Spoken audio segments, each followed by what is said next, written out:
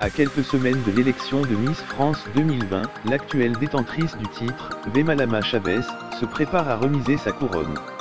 Et ne semble pas encore avoir envisagé la suite des événements. Dur de ne plus être Miss. Certaines ont plutôt bien géré leur reconversion, à l'image de Sylvie Tellier, directrice du comité, ou encore d'Élodie Gossuin, que l'on voit partout sur les ondes comme à la TV. D'autres, en revanche, ont complètement disparu de la médiasphère. On taira volontiers les noms, d'autant qu'on les a oubliés, même si celles-ci doivent certainement s'aguerrir en tant que femme ou mère de famille.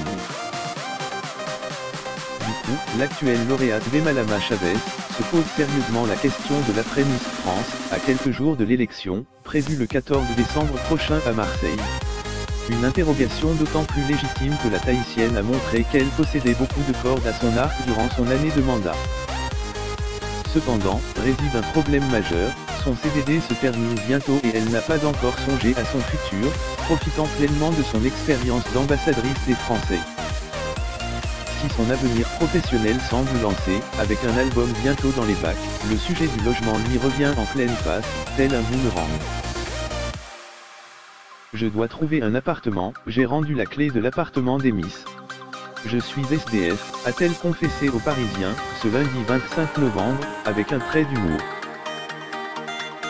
Une difficulté à laquelle s'ajoutent les traditionnelles démarches administratives qu'elle doit effectuer pour pouvoir vivre en métropole.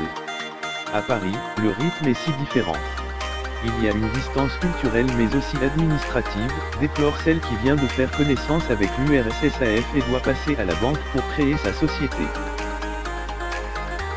Ce dur retour à la réalité semble impacter le moral de Vemalama Chavez, d'ordinaire si souriante et qui accuse le coup. Je n'étais pas bien ces dernières semaines à cause de tout ça, a-t-elle fini par avouer à nos confrères.